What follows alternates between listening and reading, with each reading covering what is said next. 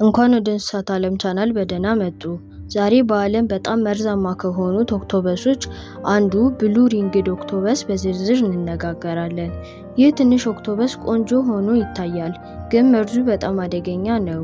በዚህ ቪዲዮ ውስጥ ስለ ህይወቱ፣ መርዙ እና ጥበቃው እንመለከታለን። ብሉ ሪንግድ ኦክቶፐስ በጣም ትንሽ ነው። ርዝመቱ ከ12 እስከ 20 ሴንቲሜትር ብቻ ነው። ዋና ባህሪያት: ቀለም ቢጫ ቡናማ ሲሆን ሲደናገጥ ብሩህ ሰማያዊ ቀለበቶች ይታያሉ። ይህ ማስጠንቀቂያ ነው። መርዝ በአንድ ንክሻ ሰውን ሊገድል ይችላል። መርዙ ትሮቶዶክሲን የተባለ ነው። በጣም ጠንካራ ነው። ክንዶች 8 ክንዶች አሉት። በጣም ብልህ ነው። ብሉ ሪንግድ ኦክቶፐስ በባህር ዳርቻ እና በጥልቀት ባለው ውሃ ውስጥ ይኖራል።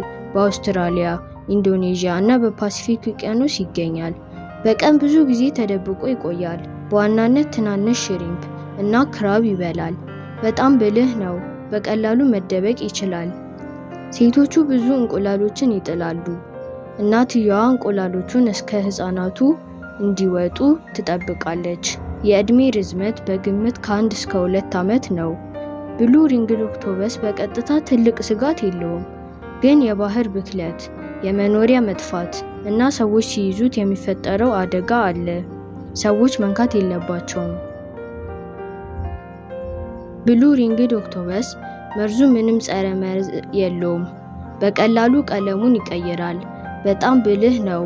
ብሉ ሪንግድ ኦክቶፐስ የባህር ውበትና አደጋ ምልክት ነው። የባህር ጥበቃን እንደግፍ። ይህ ቪዲዮ ከተመቸው ላይክ ያድርጉ፣ ሰብስክራይብ ያድርጉ። ቀጣይ ቪዲዮ ላይ እስከምንገናኝ ድረስ ቻው።